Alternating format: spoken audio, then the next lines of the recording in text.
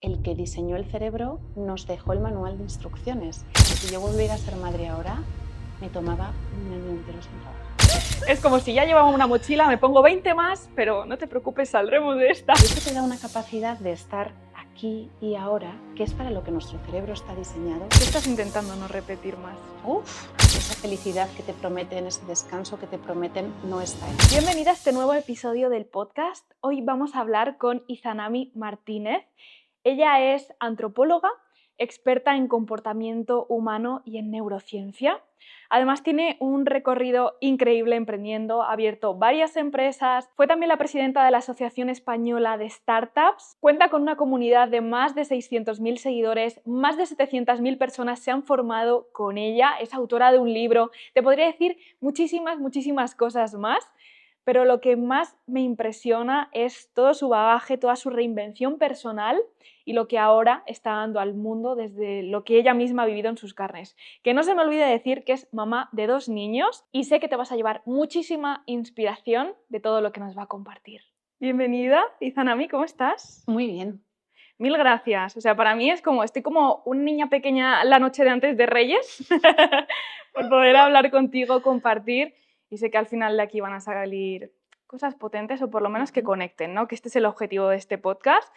Enseñar como otra visión también de pensamiento, de vivir, cada una con sus reglas, de transformarnos, de poder cambiar las veces que sea necesario, y creo que tú eres un ejemplo de esto, así que gracias. Gracias por la invitación. ¿Quién eres? Preséntate tú, cuéntanos. Pues soy madre de 2 niños de 8 y 5 años. Soy hija de Dios, soy antropóloga y emprendedora.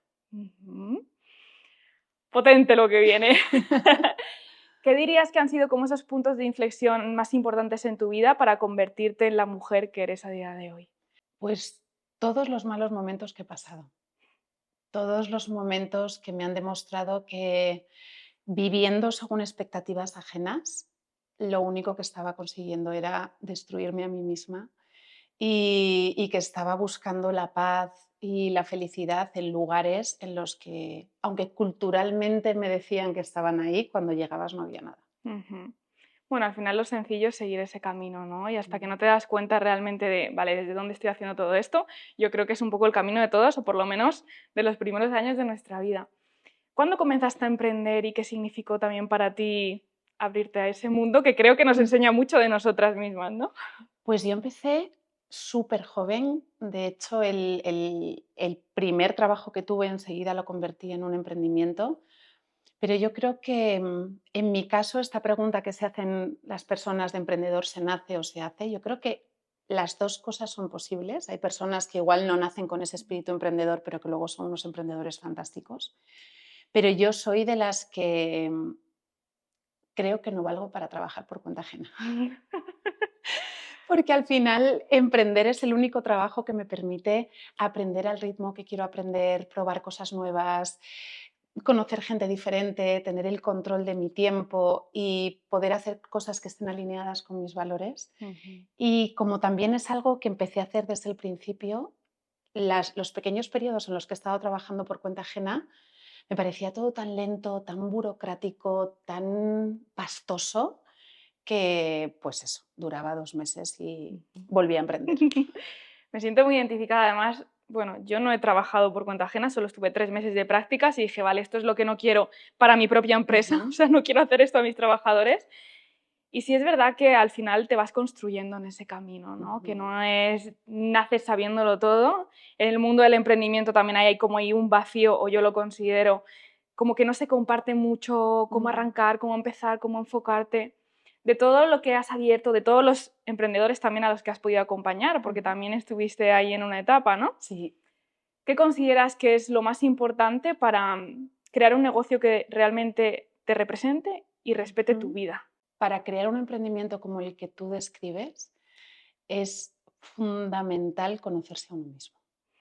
Tener muy clara cuál es tu definición de éxito, porque yo todos los emprendimientos que lancé buscando el éxito en el dinero, el poder y el reconocimiento, te acabas dando cuenta de que trabajas todo lo que sea necesario, te esfuerzas y si llegas ahí, no hay nada. O sea, no, esa felicidad que te prometen, ese descanso que te prometen, no está ahí, todo lo contrario. Y en el momento en el que después de un par de esas dije, oye, ¿por qué no amplío mi definición de éxito y le incluyo también bienestar físico, mental y emocional, libertad para gestionar mis propios horarios, abundancia de oportunidades, de conocer a gente, de aprender cosas, de no quedarte en el mismo sitio y como es económicamente rentable, seguir haciendo lo que estás haciendo, ¿sabes? Ujú. Sin avanzar. Fue en ese momento en el que el emprendimiento que estoy haciendo ahora es un emprendimiento que está evolucionando conmigo, con las fases de mi vida, porque la prioridad es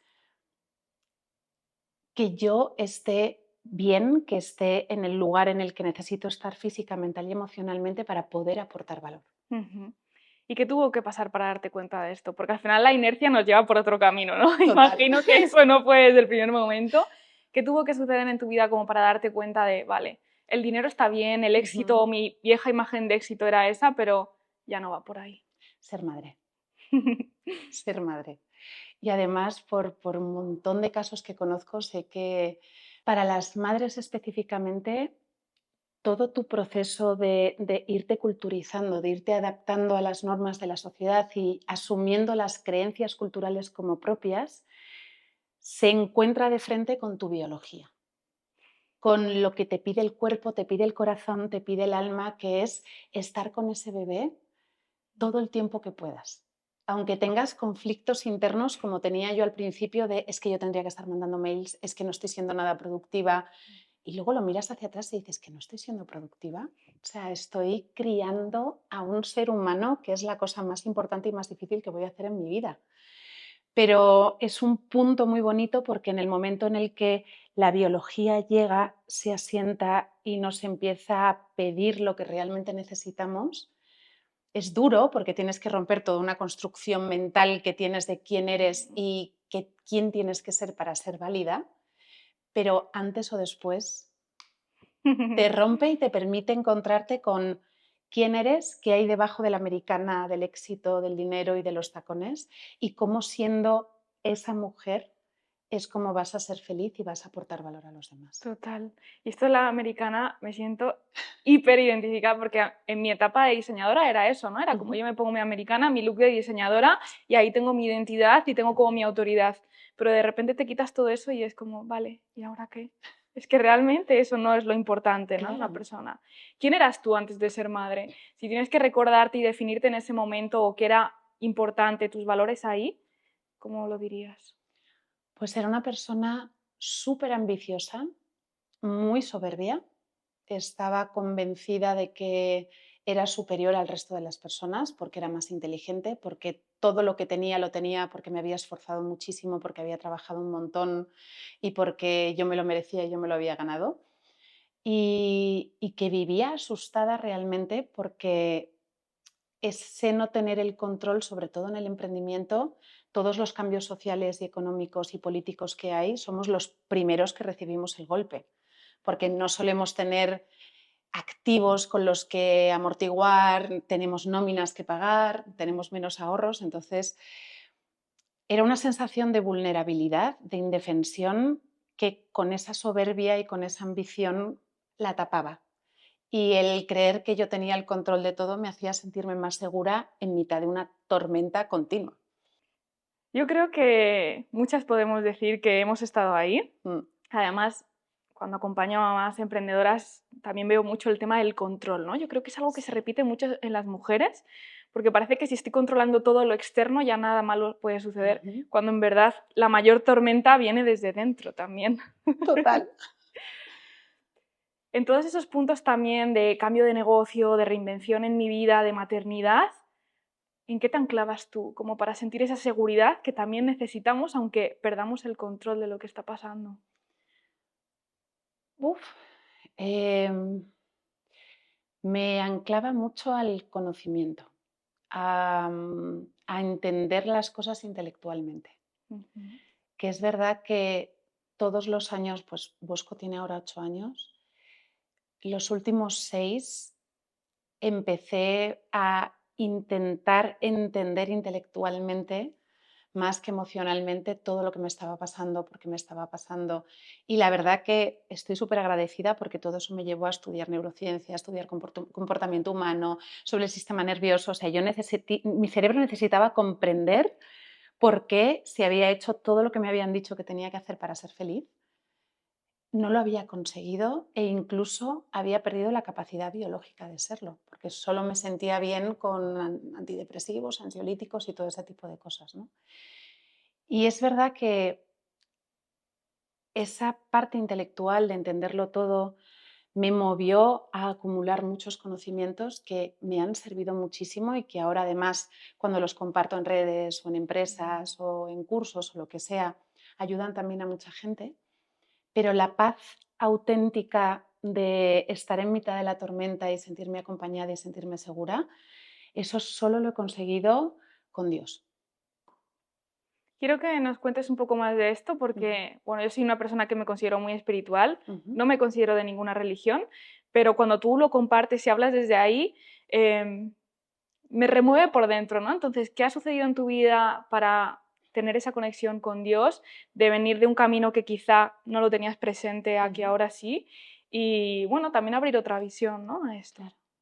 Pues no lo tenía nada presente. Además, yo crecí en una familia que no era creyente ni católica ni nada en España, que era una cosa, no estoy bautizada, por ejemplo. Ujú. Y para mí Dios era un señor vengativo, furioso, que estaba enfadado, que nos mandaba al infierno cuando nos portábamos mal y que además era el culpable de un montón de barbaridades que se habían hecho en la iglesia, cuando realmente los culpables son los hombres. Pero bueno, en la cosmovisión que yo tenía, Dios era eso y además como había crecido creyendo en la reencarnación y en corrientes más orientales, yo había crecido con la convicción de que yo tenía el control absoluto de todo. Cuando crees en la reencarnación, tú crees que eres un alma que se va reencarnando y que tú eliges a tus padres, tú eliges las circunstancias de vida que vas a vivir para reparar los errores que has cometido, esto del karma, ¿no? Para Ujú. pagar por lo que has hecho antes mal. Y luego además, cuando entras más en New Age, ley de la atracción y todo esto, lo que te dicen es que tú tienes la realidad que atraes según tu nivel vibracional y entonces cuanta más baja esté tu nivel vibracional, pues peores cosas te pasan, ¿no? Ujú. Y entonces, claro, llega un punto que te cargas a ti mismo de una responsabilidad de, claro, no me puedo quejar por nada porque todo lo que me pasa es porque estoy pagando cosas que hice mal en otra vida y la única manera que tengo de mejorar mis circunstancias es subiendo mi vibración, pero si no consigo lo que quiero es porque no estoy siendo lo suficientemente buena subiendo mi vibración. Entonces, Ya, como culpa encima todo el rato, ¿no? claro, y entras en un bucle de hacer más terapias y más tal, y entonces me voy a tirar las cartas a ver si tengo que hacer esto, no tengo que hacer lo otro, voy a usar el péndulo también. Yo estaba como muy en el New Age, ¿vale? Entonces yo utilizaba todo ese tipo de terapias para tener una visibilidad del futuro, porque me daba terror, de entenderme a mí misma, porque no tenía ninguna identidad real, y de poder navegar el presente, ¿no? Y entonces, en este momento así de caos, me encuentra Dios y estuvo ahí 2 años, poco a poco, claro, porque al final, si tú estás en contra de la idea de Dios y te parece como una cosa patriarcal, controladora, absurda, no vas a abrirte a la opción de querer conocerle. Realmente no llegas al punto de darte cuenta de que, habiéndolo intentado todo, tú por tus medios no has sido capaz. Y entonces él llegó como muy poco a poco. Yo hacía una cosa de escribir por las mañanas, las páginas estas del camino del artista Ujú. para desbloquear la creatividad, tal. Y de pronto ahí como que me sorprendo a mí misma hablando con Dios. Un Dios que a mí me parecía lo peor. Después me compro una Biblia, empiezo a leerla, después me compro una cruz y la tengo 6 meses escondida en un cajón porque me daba vergüenza que me la vieran puesta. Era, ¿qué va a pensar la gente de mí? ¿Sabes? Y de pronto ahora Claro. soy cristiana. Que también vivimos en una cultura en la que todas las religiones son muy aceptadas culturalmente y somos súper tolerantes, pero cuando llega el momento de decir en voz alta soy cristiano, soy católico, nos da como vergüenza, ¿sabes? Sí. Como que crees que van a pensar de ti menos profesionalmente o personalmente van a pensar que estás chiflado o cualquier cosa de esas. Y, y la transformación ha sido lenta, pero ha sido brutal, Ujú. o sea, absolutamente brutal. Lo que se explica en la Biblia y cuando haces estudios bíblicos y todo esto es que al final lo que va haciendo Dios es a través del Espíritu Santo. Primero, te ayuda a darte cuenta de todas las cosas que hacías que eran malas para ti y para los demás, que es la definición de pecado. Ujú. O sea, a Dios le duelen las cosas que hacemos que nos hacen daño a nosotros y a los demás. Es como una madre pues, que no deja que su hijo juegue con cuchillos o que se siente encima de la vitrocerámica. ¿Sabes? Que dices, es que te vas a hacer daño. Por eso no se lo permites, ¿no? Claro. Y entonces cosas que antes hacías que estabas súper orgullosa de ella y tal, de pronto dices, ostras, pues es que esto igual a esta persona le ha hecho daño o le ha molestado. Empiezas a tener una conciencia del impacto que tienen tus acciones en los demás y en ti mismo. Ujú. Y llegas a un punto en el que te das cuenta de que aunque tú intentas ser buena persona, haces más daño del que te gustaría. Y ahí es donde la soberbia baja el volumen, entra la humildad, entra el darte cuenta de que lo que tienes lo tienes pues, por tu esfuerzo, pero también lo tienes porque han pasado un montón de cosas que tú no podías controlar, Ujú. dónde has nacido, dónde has podido estudiar, las personas con las que te has cruzado en la vida que te han llevado hasta donde estás. Y desde esa gratitud y desde ese arrepentimiento es desde donde haces ya el acto de decir, vale Señor, te entrego mi vida, la pongo en tus manos. Ujú. Que lo que me pase en el futuro sea tu voluntad. Te sabes perdonado porque sabes que estas toneladas de culpa que tenemos, de cosas que nos duele haber hecho a los demás y habernos hecho a nosotros mismos, están perdonadas porque para eso vino Jesucristo, murió en la cruz, pagó la fianza de todos para que no tuviéramos que ir a la cárcel y volvió, ¿no? Y eso te da una capacidad de estar aquí y ahora, que es para lo que nuestro cerebro está diseñado. O sea, el mindfulness es extraordinario y da tan buenos resultados en todos los estudios científicos que se han hecho, porque nuestro cerebro está diseñado para estar aquí y ahora. Ujú. Son esas preocupaciones constantes del futuro y culpabilidad del pasado lo que desequilibran nuestra química cerebral y lo que hacen que al final pues acabemos, pues el que no tiene depresión tiene ansiedad, el que no tiene Claro. adicciones, lo que sea, ¿no? Ujú. Entonces, pues ahí estoy, en un punto de mi vida en el que de pronto ves que te vuelven a pasar cosas que antes te destruían por completo, te dejaban llorando, en mi caso, con depresión, muy, muy mal, y te vuelven a pasar ahora y como te sabes perdonado, te sabes amado y te sabes en manos del diseñador de las cadenas de ADN, te da una fortaleza y una estabilidad que vives las cosas desde otro sitio. Ujú. Al final esto es un cambio de creencias total Ujú. y una identidad nueva en ti también, imagino, ¿no? Sí. Es una identidad, fíjate qué curioso, hablaba el otro día con una chica de la diferencia entre culpabilidad y arrepentimiento, que no es lo mismo. La culpabilidad es cuando me acuerdo de cosas que me han hecho daño a mí o han hecho daño a otras personas y me siguen pesando emocionalmente Ujú. y me siguen aplastando y me autoconvencen de que soy una mala persona y de que no merezco nada bueno. El arrepentimiento, sin embargo, que es lo que cambia en el momento en el que aceptas a Cristo, es que soy consciente de que lo que hice me hizo daño a otras personas, pero en vez de mirarlo hacia atrás con dolor, porque ya sé que eso está perdonado y que a pesar de eso Dios me quiere incondicionalmente, igual que aman los niños, el arrepentimiento lo que te da es la motivación para decir, vale, voy a intentar no volver a repetir esto en el futuro. Y te devuelve una sensación de control, de decir, vale, o sea, ya sé que esto está mal y voy a utilizar mi libre albedrío para intentar, en la medida de lo posible, sabiendo que no somos perfectos, no volver a repetirlo más. Ujú. ¿Qué estás intentando no repetir más?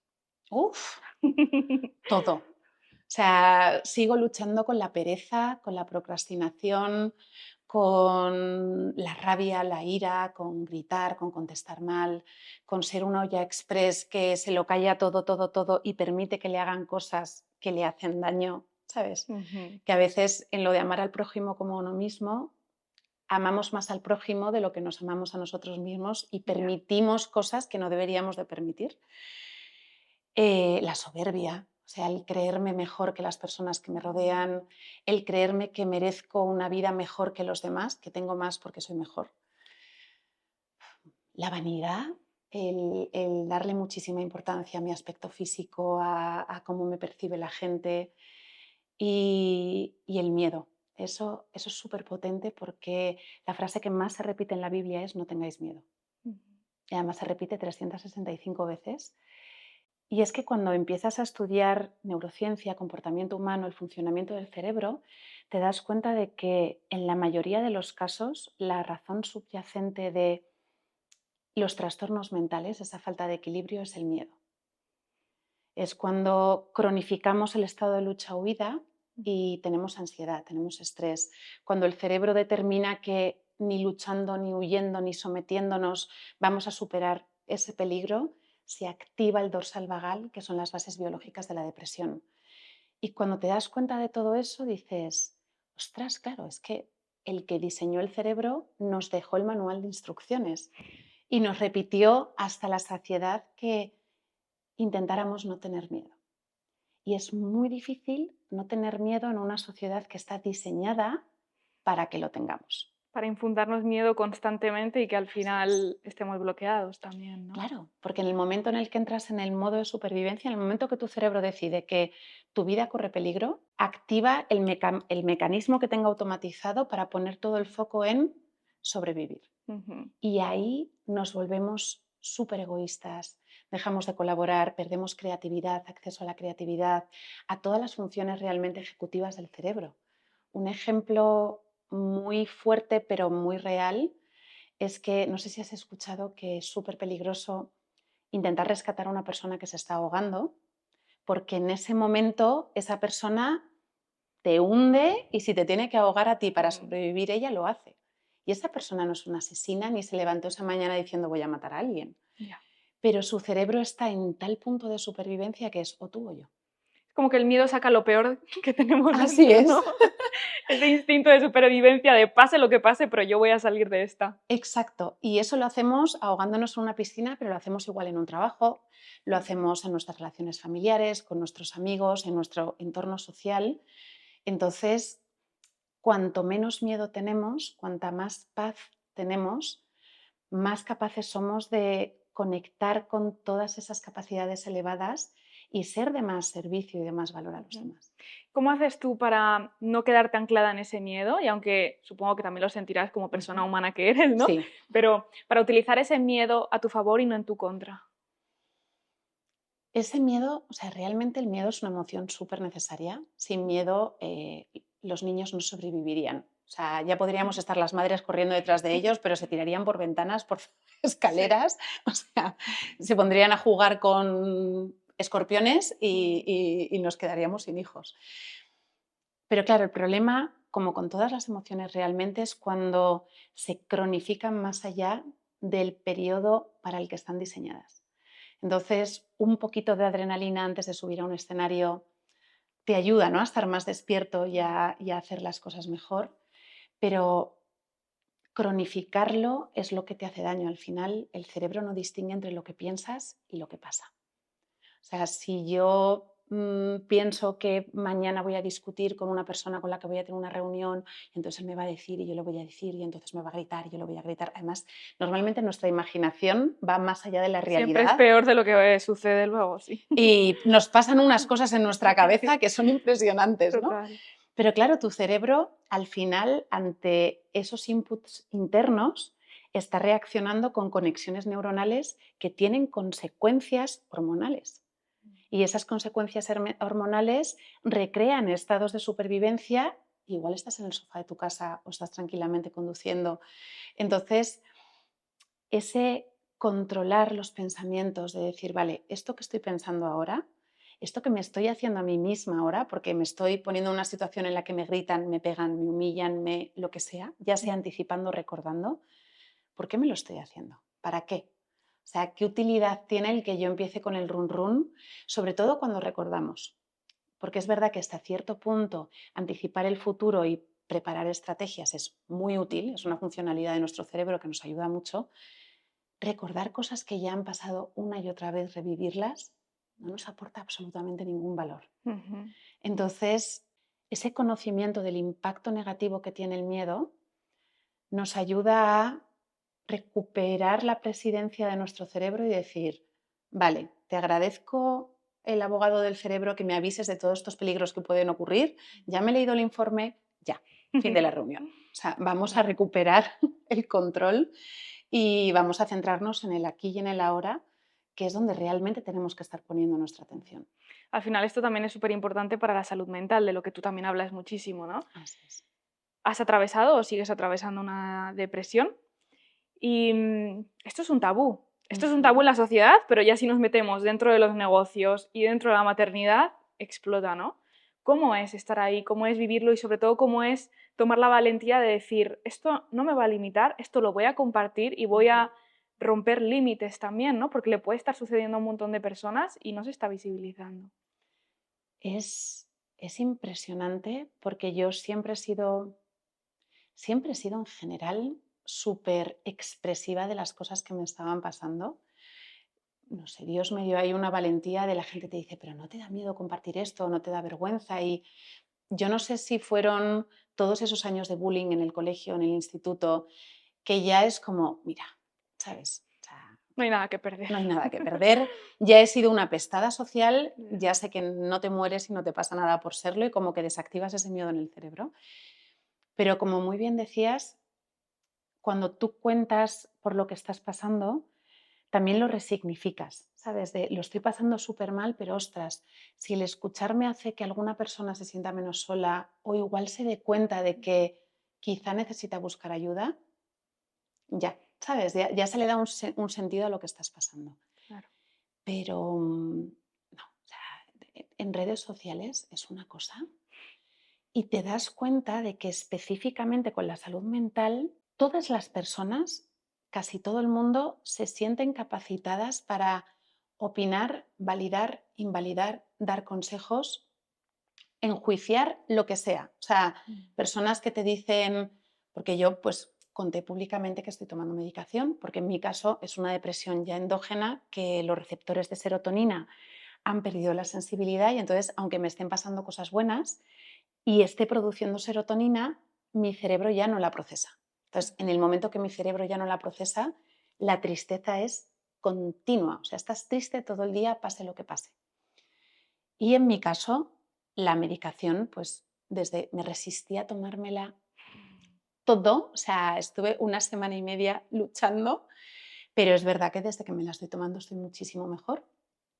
Bueno, la gente te ataca de estás trabajando para una farmacéutica, lo que tienes que hacer es salir a pasear, tomar probióticos y hacer reiki y es como, es que yo me curé mi depresión haciendo esto y es bueno, me alegro mucho de que tu depresión no llegara al punto de necesitar medicación, pero si estuviera hablando de hepatitis o de leucemia, no saldrían tantos expertos a cuestionar el diagnóstico y el tratamiento que me ha recomendado a mí un psiquiatra. Claro. ¿Sabes? Hay como un esto y es verdad que en el mundo profesional es muy tabú todavía, cada vez menos porque cada vez estamos siendo más conscientes de que el cerebro es un órgano más y que igual que si tomas mucho alcohol se te estropea el hígado y que si fumas mucho se te estropean los pulmones, si bombardeas continuamente tu cerebro de hormonas de miedo, antes o después algo deja de funcionar, ¿no?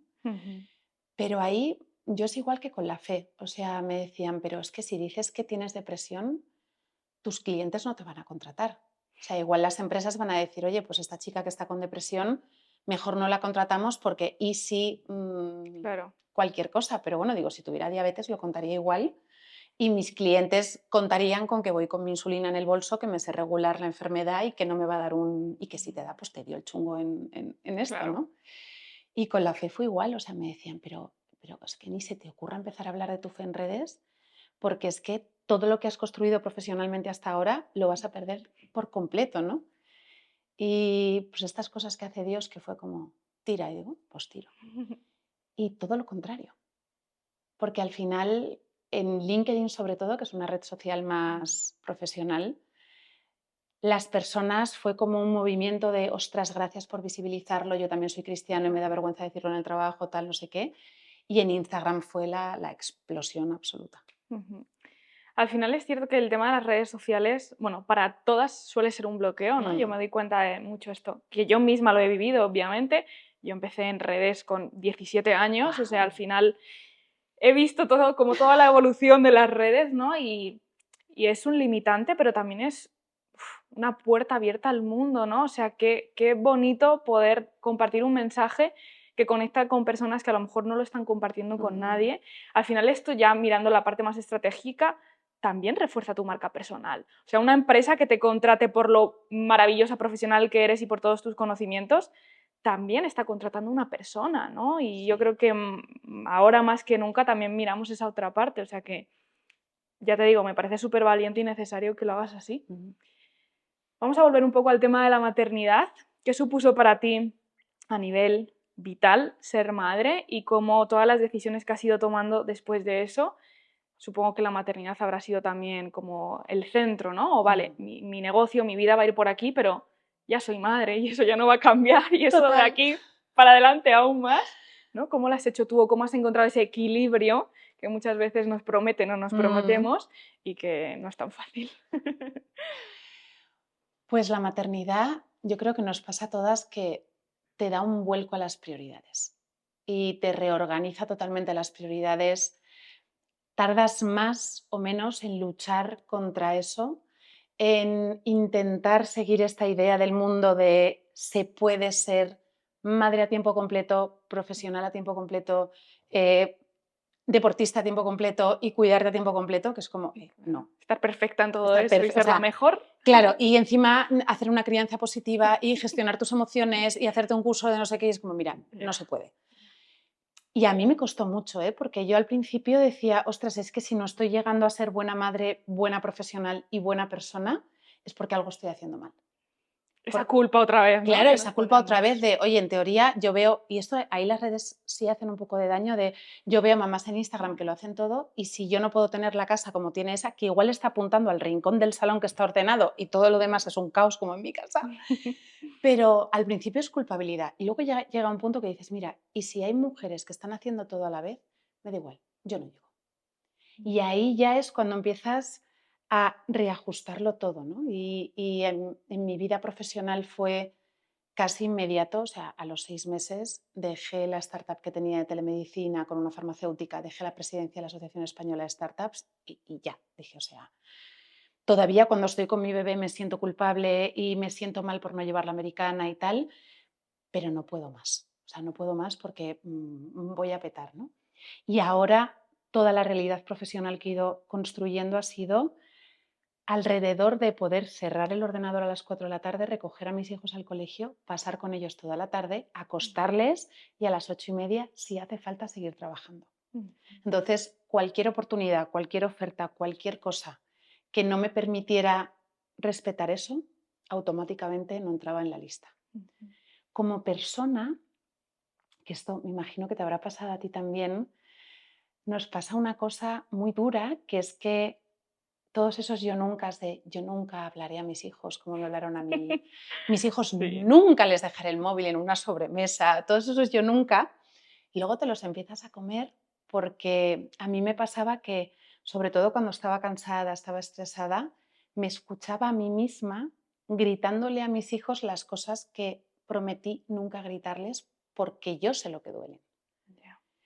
Y, y esos patrones que todos tenemos cosas que nuestros padres hicieron con su mejor voluntad, con las herramientas que tenían en el momento, pero que de una manera u otra nos hicieron daño, cuando te encuentras a ti mismo repitiendo esos patrones, hay como dos vías. O cierras los ojos y tiras para adelante y haces lo que te hicieron, o te arremangas y dices, vale, esto termina aquí. Claro. O sea, en esta generación paramos lo que haga falta, que claro, es durísimo. Porque mientras que estás maternando con todo lo que conlleva, encima tienes que empezar un camino de conocimiento personal, de terapia, de entenderte, de sacar traumas, trabajarlo, revisitarlo. O sea, Total. es un show. Es como si ya llevaba una mochila, me pongo 20 más, pero no te preocupes, saldremos de esta. Saldremos de esta. Pero es verdad que a medida que vas avanzando en ese camino difícil, que es el más difícil, bueno, no sé, porque igual vivir toda la vida con lo otro, Sí, sí, repetir patrones y como cerrar los ojos y estar en esa inconsciencia, no sé hasta qué punto. es más fácil. Pero bueno, si eliges el camino del dolor absoluto, Sí. es verdad que es una curva, pero llega un punto en el que empiezas a ver los frutos y empiezas a darte cuenta de que ya no gritas tanto, ya no tal, empiezas a priorizar también tu bienestar físico, mental y emocional, y entonces de pronto empiezas a ser la madre que querías ser y que sabías que podías ser. Y cuando empiezas a ver esa luz al final del túnel es como, vale, Era por aquí. era por aquí. Ha dolido muchísimo, ha sido lo más difícil que he hecho en mi vida, pero era por aquí. Total. También vivirlo como con esta parte de aceptación, ¿no? Yo soy mucho del pensamiento de que al final lo que hemos vivido con los padres que nos han tocado, hemos elegido o lo que haya tenido que suceder, nos lleva al punto en el que estamos ahora. Pero claro, ser tú como la protagonista de eso y decir, lo que le doy a mis hijos va a impactar en su futuro, no sé de qué manera, también te pone como otra vez una responsabilidad extra encima. Total, total. Y yo, por lo menos, yo no me tomé, bueno, con el primero ni siquiera y voluntariamente tuve baja de maternidad. O sea, a la semana estaba con el niño en la oficina. Con el segundo sí me lo tomé con más calma, pero ahora, 8 años después, miro para atrás y digo, ostras, o sea, si yo volviera a ser madre ahora, me tomaba un año entero sin trabajar, si pudiera, ¿sabes? Y te das cuenta que el poderte quedar en casa maternando Sí, es un privilegio. lo es. Es un privilegio absoluto. El otro día sacaron un estudio, compararon, midieron los niveles de cortisol de neurocirujanos, bomberos, militares y madres o padres en casa con sus hijos. Madres o padres, independientemente del género, tenían un 98% más de cortisol que un señor que está en la guerra. O sea, Me lo creo. claro, o sea, te das cuenta del desgaste que es y que el de pronto tener 2, 3, 4 horas en casa mientras que los niños están en el colegio o en la escuela infantil, esas 3, 4 horas tendrían que ser para descansar, Ya. para recuperarse, porque lo que es inhumano es pretender hacerlo todo y pretender estar bien en todas partes. Totalmente. ¿Tú cómo lo haces? Y Nami, cuéntanos tu secreto. Al final han sido 8 años, ¿no? Desde ese punto de Sí, inflexión más grande de dejar todo lo que habías sí. construido. ¿Cómo dijiste, vale, con todo esto me reinvento o vuelvo a formar este puzzle? Y a día de hoy, ¿cómo lo gestionas? Pues gracias a Dios, habiéndome especializado profesionalmente en algo que está alineado con mis dones, con mis talentos, con, ¿sabes? Esas cosas que te son dadas, que se te dan mejor que a los demás con menos esfuerzo, y dejando de pretender hacer bien las cosas que no se me dan bien. Es, oye, yo hay determinadas cosas que no he nacido para hacerlas bien y ya está. Entonces, poner mucho el foco en permitirte hacer cosas que te divierten, que disfrutas y cobrar dinero por ellas, que eso es otro Eso es temazo. otro O sea, temazo. eso es un Más en las temazo. mujeres, ¿cómo voy a cobrar por algo que me lleva menos tiempo hacerlo, menos esfuerzo y que Claro, disfruto? claro, pues he tenido un proceso también, pero bueno, permitirme cobrar bien por cosas en las que aporto un valor diferencial y soltando el control en todas las demás, que eso también me ha costado muchísimo. O sea, ahora mismo, para llegar al punto en el que estoy ahora, que somos un equipo de 5 mujeres, que además es muy bonito porque hay 2 madres más con horarios pensados para más, o sea, está todo pensado para mujeres y madres, Qué maravilla. pero llegar al punto en el que ellas son mis jefas. O sea, ellas se encargan de toda la parte más operativa, tal. Yo ya soy consciente de que soy muy creativa, tengo muchísimos dones de comunicación, de creatividad, de expresar, de tal, pero que para todo lo demás, como se dice en España, Dios no me ha llamado. O sea, a mí para organizar, gestionar, llevar facturas, hacer Excel. Entonces, poner eso en manos de personas que sí tienen esos dones, decirle a esas personas, oye, soy así, soy una persona súper cíclica, procrastino un montón, tengo momentos de brillantez y de pronto estoy 2 semanas que no hago nada, que soy un desastre. Tirad de mí, ser vosotras mis jefas, pedirme cosas, mandadme, exigirme. En casa igual, soltar también el control de, ¿sabes? Esa parálisis de es que quiero que todo esté perfecto, pero yo no llego, pero no permito que nadie me ayude porque nadie lo sabe hacer como yo lo sé hacer. Y estoy con el látigo todo el día y entonces es el bucle. Claro, entonces es soltar y si los niños no se acuestan a la hora que en mi cabeza se tendrían que acostar, ni tienen una dieta lo suficientemente balanceada, ni las cosas están lo suficientemente limpias, mira, ya. Soltar, permitir que otras personas entren, te ayuden y hagan las cosas a su manera y entender que su manera también está bien. Y luego centrarme lo que puedo en lo que estoy haciendo ahora, hacerlo lo mejor posible y dejar los resultados en manos de ellos. Ujú. Tenemos mucho como ese condicionamiento, ¿no? Esa presión de tener que ser la madre perfecta, Mm, todo perfecto. Y en verdad estamos limitando también a las personas que nos rodean, porque tú has podido formar un equipo de mujeres que trabajan contigo gracias a que has dicho, oye, que no soy perfecta en todo, no lo quiero ser y también voy a dar la oportunidad de que otras personas que sí tienen esos talentos los puedan desarrollar. justo. Y lo mismo nos pasa en casa o con la familia, ¿no? Yo al principio cuando tuve a Leo era como, es que cuando Leo está con mis padres le estoy dando mi carga y mi responsabilidad a Ujú. ellos. Y era como, pero qué regalo que puedan disfrutar de su nieto. Claro, claro. Y además a su manera, porque a mí me ha pasado cuando dejaba a mis hijos con otras personas de, no, y tiene que desayunar esto, y tiene que Claro. cenar esto, y para dormir de esta manera, ta, ta, ta, ta. Y luego estás como llamando, controlando que han hecho las cosas como tú querías y es como, no. Porque primero, se les van a quitar las ganas de ayudarte, con razón. Y segundo, tú no estás haciendo, si lo has hecho para trabajar, para irte a un viaje, para salir con unas amigas, no estás en ese momento haciendo lo que dejaste a tu hijo para hacer. Sigues Entonces, controlando todo, pero de otra manera, claro, contándote a ti que has delegado y qué tal, pero que al final estás en la misma dinámica que total, siempre. total. ¿Qué le dirías a esas mujeres que nos están escuchando y que dicen, vale, pero ¿cómo yo puedo conectar con mis talentos? Yo también acompaño emprendedoras Ujú, desde ese lugar, ¿no? Y que conecten con esta parte más innata, pero a veces es difícil verlo. mm. ¿Tú desde dónde acompañas o qué herramientas y tip podría dar ahora para que cada una en su casa y en su momento analice dónde están sus dones?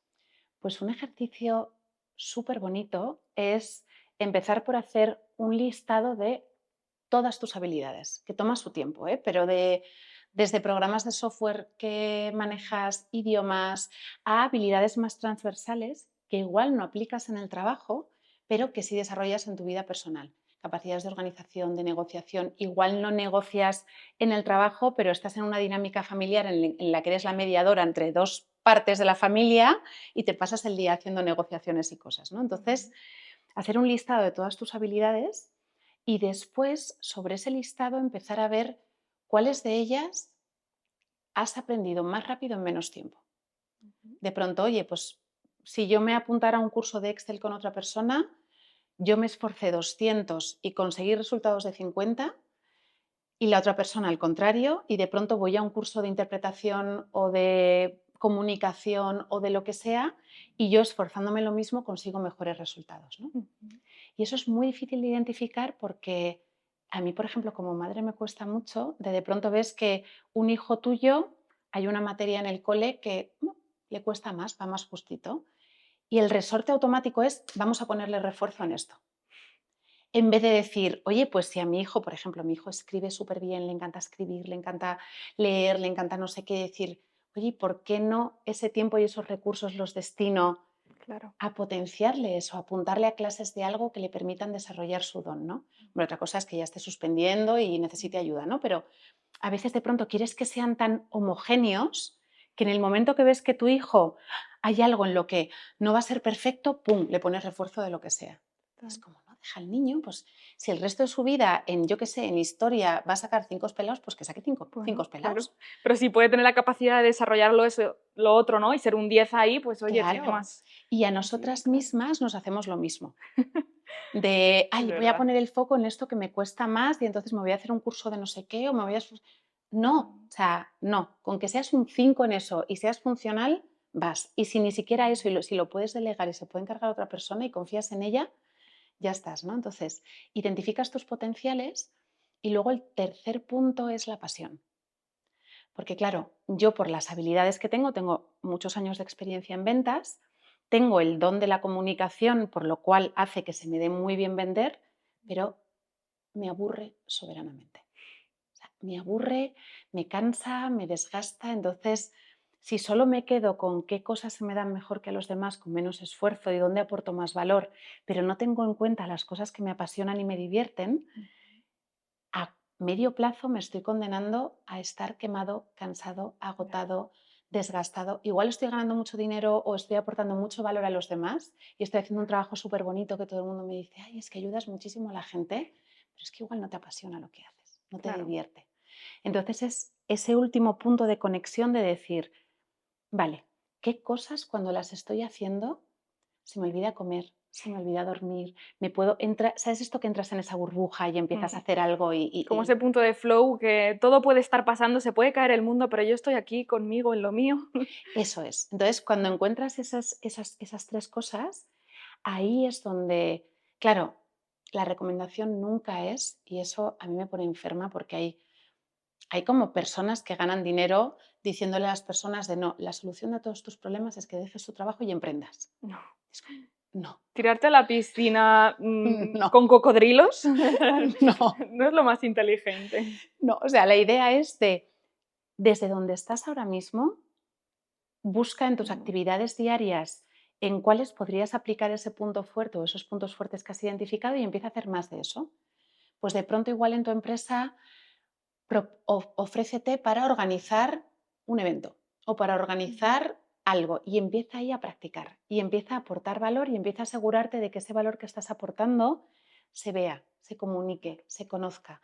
Y en un proceso quizás son años, pues tampoco se le puede decir a la gente, transforma tu vida en 7 días. No. No, no ocurre, no pasa. O sea, yo he estado 7 años de hacer 100% de cosas que me quemaban y me aburrían, a poco ir bajando ese porcentaje y empezar a hacer un 10, un 20, un 30, un 40 de cosas que te apasionan y poco a poco te van llegando oportunidades que conectan con ese valor que estás aportando. Y que al final la transformación empieza en ti. O sea, ponemos como el objetivo, ¿no? De quiero tener este tipo de vida, quiero vivir en esta casa, quiero que mi familia sea así, que mi negocio facture no sé cuánto. Pero es que si tú no te transformas, nada de eso va a suceder. Así es. Y ahí está el reto también. Lo que tú decías, ¿no? Atravesar pues ese camino que sabes que va a doler, pero que no queda otra si realmente queremos ir por ahí, ¿no? Y Zanami, ya para terminar, ¿qué le dirías a esa mujer que ya es madre o que lo quiere ser, ¿no? Pero que está en sus valores y en sus prioridades, que ya tiene un negocio y lo está reinventando o está en un punto de inflexión o que quiere empezar a emprender? ¿Qué mensaje te nace compartirle? Pues les diría dos cosas. La primera, que definan qué es el éxito para ellas.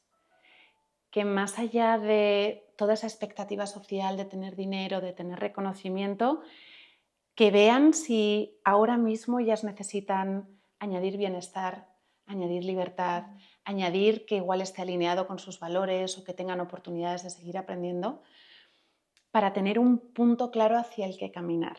Y un ejercicio que ayuda mucho a hacer esto es el dedicar un ratito a escribir cómo sería tu día ideal. Porque cuando lo haces igual te das cuenta que en tu día ideal está tener tiempo para ir 2 horas al gimnasio o no, o que pasas del gimnasio y estás yendo al gimnasio porque crees que tienes que ir y lo que realmente te apetece es poder quedar con tus amigas o poder ir a visitar a tu madre o lo que sea. Entonces, una vez que tengas claras cuáles son las prioridades y los ingredientes imprescindibles para el objetivo, porque además, si no haces eso, la motivación es menor. Pero si sabes que estás caminando hacia un sitio que tiene todo lo que necesitas en ese momento, la motivación se multiplica, ¿no? Y la segunda parte es decir, vale, ¿qué tengo? ¿Qué herramientas tengo para llegar hasta ahí? Y ahí es hacer ese recuento de dónde aporto un valor más diferencial. Y si cuesta, porque como hablábamos antes, a veces nos cuesta mucho darnos cuenta de dónde aportamos más valor, hacer el ejercicio de preguntarle a otras personas. De pronto decir a 5 personas de mi entorno, profesional, personal, oye, ¿dónde te aporto más valor? Porque igual estás poniendo el foco en tener un emprendimiento, una profesión muy creativa, porque por lo que sea te parece algo a lo que aspiras o que te parece algo deseable o que te han dicho que se te da muy bien, pero de pronto eres esa persona que organiza los viajes para todo el grupo, compra los billetes, busca los restaurantes, crea el itinerario y lo haces porque te gusta y porque lo disfrutas, ¿no? Claro. Y tienes ahí un valor diferencial que puedes añadir a tu negocio disfrutando que no lo estás haciendo porque te lo pasas tan bien que ni siquiera crees que merezca la pena integrarlo, ¿no? Y igual hacer este ejercicio, de pronto te dice una amiga, tía, pero si es que eres una máquina organizando. Si es que tus fiestas, los viajes que organizas, tal, y de pronto dices, ostras, ¿y qué pasa si traigo esa organización a mi emprendimiento y en vez de enfocarme tanto en ser creativa, me hago cargo de las cosas más de organización y empiezo a aportar ese valor diferencial que me permita llegar antes a donde quiero? Es un proceso de diseñar tu vida, ¿no? Y Sí. luego ya elegir cómo vas a llegar ahí, pero vale, yo quiero vivir de esta manera y no estar tanto en qué voy a estudiar o qué quiero ser, sino cómo voy a vivir en coherencia con esto. Totalmente, totalmente. Yo lo digo mucho como tu vida tiene que estar sostenida por tu negocio y no tu vida sostener al negocio en sí, porque entonces te aplasta. Así es. Es como en las organizaciones cuando... o sea, que los departamentos de personas se llamen departamentos de recursos humanos. Al final, un recurso, por definición, es algo que se gasta. Tenemos recursos energéticos, recursos hídricos, recursos económicos, pero son cosas que se van gastando. Entonces, en el momento que vemos a las personas o nos vemos a nosotros mismos como un recurso que utilizar hasta que se gaste, por definición nos vamos a terminar quemando, gastando, desgastando, quebrándonos física, mental, emocionalmente. Pero si nos vemos como un potencial que identificar e ir desarrollando, eso te da una visión de empezar a ver los retos como oportunidades de, venga, ¿qué habilidad me va a permitir desarrollar esto? ¿Cómo de más fuerte voy a salir después de este momento sin invalidar el sufrimiento? Porque las cosas son muy duras y lloramos, nos enfadamos, hay días que no queremos salir de casa, pero dentro de todo eso decir, vale, lo estoy pasando fatal, pero por lo menos cuando esto termine voy a tener esta nueva habilidad desbloqueada que me va a permitir llegar hacia donde quiero llegar. Como sentir que tiene un sentido, ¿no? Sí. Que detrás de todo eso, detrás de ese proceso hay un para qué. Esto es igual que estar embarazada. ¿Es increíble, maravilloso? Tiene su parte que sí, pero hay otra que si el lumbar, que si me levanto 20 veces por la noche, pues eso no es tan increíble, ¿no? Pero forma parte de a dónde voy con todo esto, ¿no? Totalmente. Pues yo creo que la vida es eso, ver el proceso y no solo el fin. Así es. Y no considerar que es imposible ser feliz si sufrimos. O sea, yo hasta hace muy poquito era como que no, estoy buscando la felicidad tal y de pronto dices, es que la felicidad como creemos que existe no existe. O sea, es inviable estar bien todo el rato, que todo en tu vida funcione como tú esperas que funcione. ¿Sabes? Es como, no es real. Y tenemos que aprender a sentir paz y gozo sabiendo que si no hay algo que está fallando por un lado, está fallando por el otro y de pronto está cambiando no sé qué, y aprender a estar bien así, porque el otro no va a llegar jamás porque no existe. Claro. Es que la felicidad no esté sujeta a la expectativa, sino a la realidad. Claro, claro. Y vivirla, que a veces se nos olvida que estamos viviendo, ¿no? Y es el mayor regalo que tenemos en este momento. Total. Mil gracias, Izanami, ha sido un placer. Igualmente, igualmente.